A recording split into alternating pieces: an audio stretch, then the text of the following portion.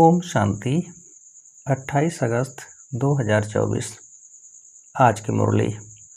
मीठे बच्चे, तुम जितना बाप को याद करेंगे उतना आत्मा में लाइट आएगी। ज्ञानवान आत्मा चमकीली बन जाती है। प्रश्न: माया किन बच्चों को जरा भी तंग नहीं कर सकती? उत्तर: जो पक्के योगी हैं, जिन्होंने योग बल से अपने सर्व कर्मेंद्रियों को शीतल बनाया है, जो योग में ही रहने की मेहनत करते हैं, उन्हें माया जरा भी तंग नहीं कर सकती। जब तुम पक्के योगी बन जाएंगे तब लायक बनेंगे। लायक बनने के लिए प्योरिटी फर्स्ट है। ओम शांति। मीठे मीठे बच्चों को बाप बैठ समझाते हैं, अज्ञान के कारण तुम्हारी आत्मा डल हो गई है। हीरे में चमक होती है ना, पत्थर में चमक नहीं होती, इसलिए कहा जाता है पत्थर मिसल डल हो गई है। फिर जागती है तो कहा जाता है यह जैसे पारस मणि है। अब अज्ञान के कारण आत्मा की ज्योति डिम हो गई है, काली नहीं होती है। नाम यह रखा हुआ है, आत्मा सबकी एक जैसी होती है। शरीरों की बनावट अनेक प्रकार की होती है, आत्मा तो एक ही है। अब तुम समझते हो, हम आत्मा हैं, बाप के बच्चे हैं। यह सारा ज्ञान था, वह धीरे धीरे निकल गया है। निकलता निकलता आखिर कुछ नहीं रहता तो कहेंगे अज्ञान।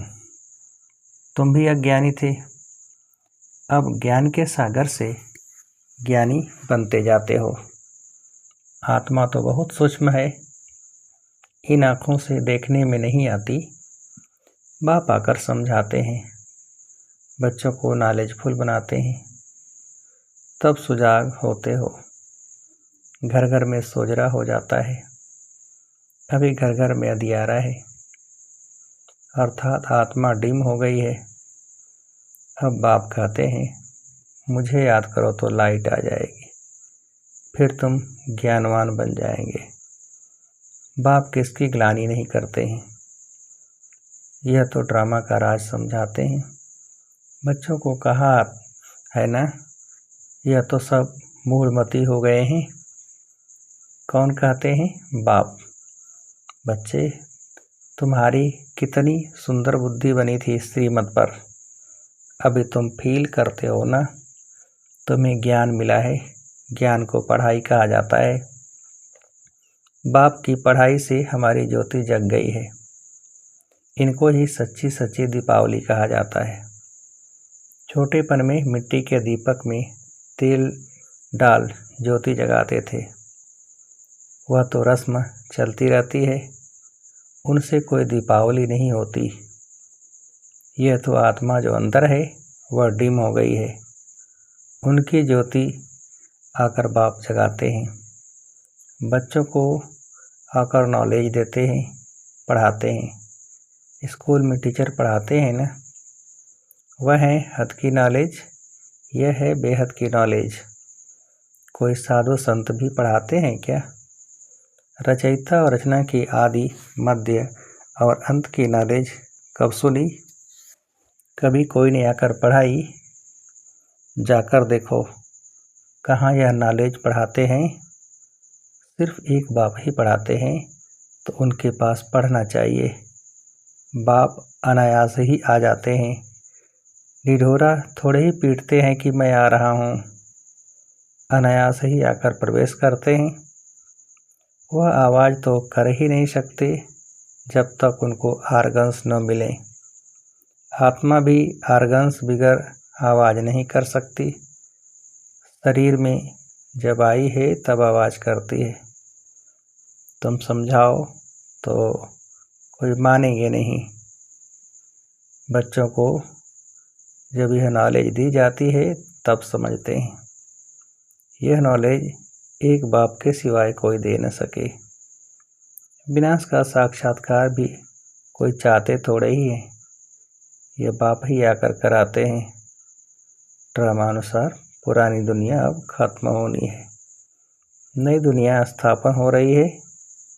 जिनको बाप से नॉलेज लेनी है वह आते रहते हैं। कितनों को ज्ञान दिया होगा, अनगिनत। गांव-गांव में कितने ढेर आते हैं। यह आत्माओं और परमात्मा का मेला एक ही बार लगता है।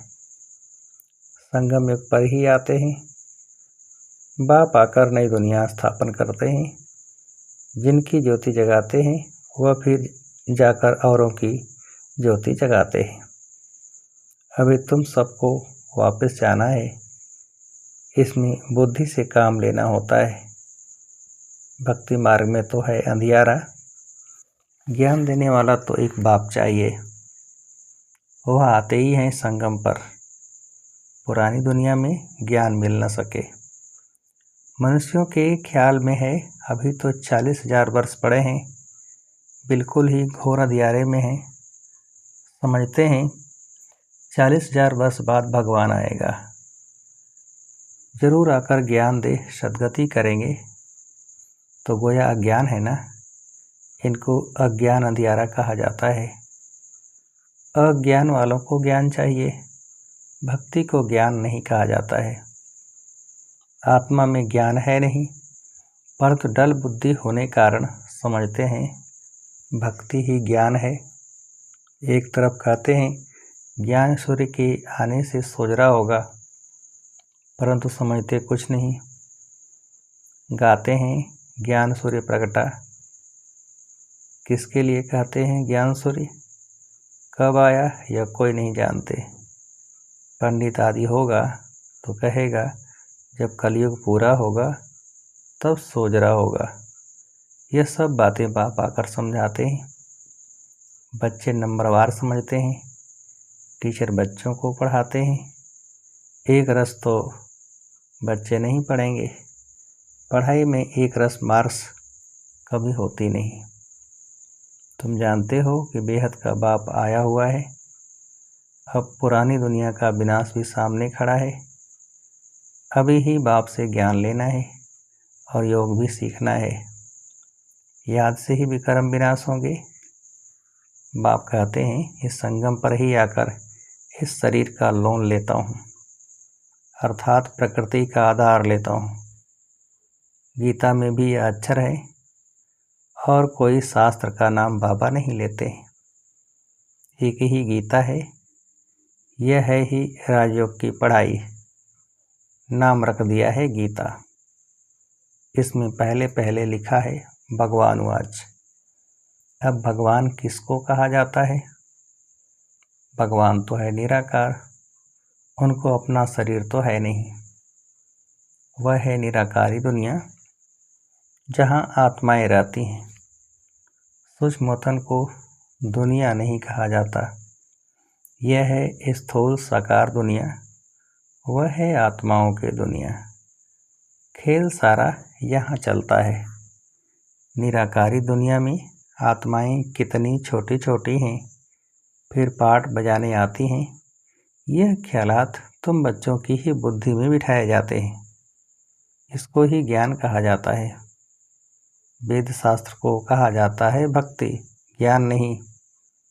तुम्हारी साधु सन्यासियों से इतनी भेंट नहीं हुई है। बाबा का तो बहुत संग्रह है। बहुत गुरु किए हैं। पूछा जाता है आपने सन्यास क्यों किया, घर बार क्यों छोड़ा? कहते थे विकार से बुद्धि भ्रष्ट हो जाती है, इसलिए घर बार छोड़ा। अच्छा, जंगल में जाकर रहते हो, फिर घर बार की याद आती होगी? बोला हाँ, बाबा का तो देखा हुआ है। एक सन्यासी तो फिर वापस घर भी गया था। यह भी शास्त्रों में है। मनुष्य वानप्रस्थ अवस्था में तब जाते हैं जब आयु बड़ी हो जाती है। छोटी आयु में तो वानप्रस्थ ले न सके। कुंभ के मेले में बहुत छोटे छोटे नागे लोग आते हैं, दवाई खिलाते हैं, जिससे कर्मेंद्रियां ठंडी पड़ जाती हैं। तुम्हारा तो है योग बल से कर्मेंद्रियों को बस में करना। योग बल से बस होते होते आखिरी ठंडी हो ही जाएंगी। कई कहते हैं बाबा माया बहुत तंग करती है।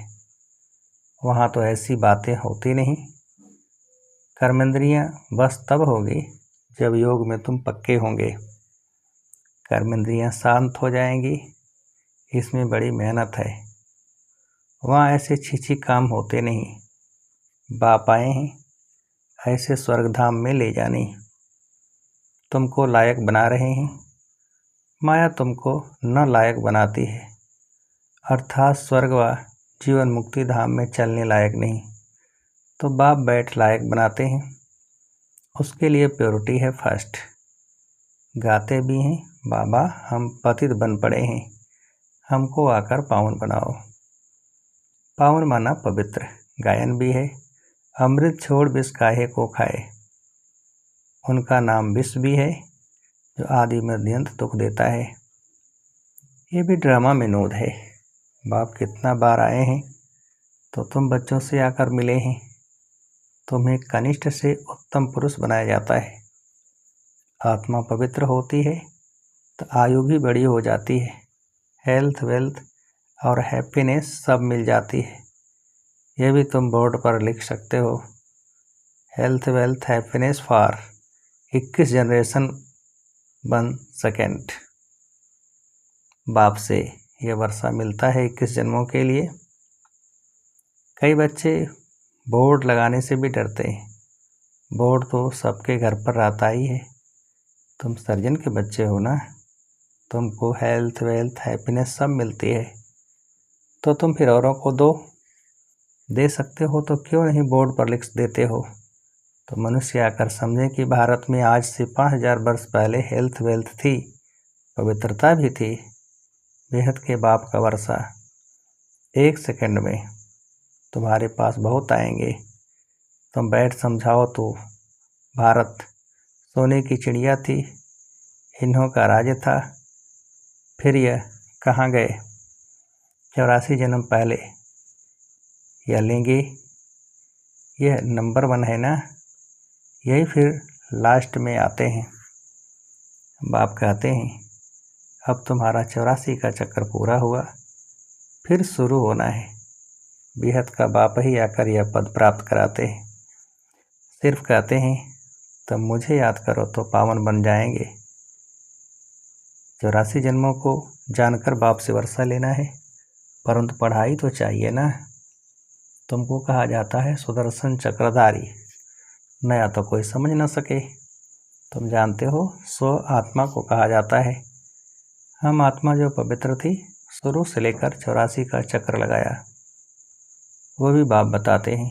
तुमने पहले पहले शिव की भक्ति शुरू की, तुम तो अव्यभिचारी भक्त थे, बाप के सिवाय कोई समझा न सके। बाप कहते हैं मीठे मीठे बच्चों, तुमने पहले पहले यह जन्म लिया। कोई साहूकार होगा तो कहेंगे ना कि आगे जन्म में इसने ऐसा कर्म किया है।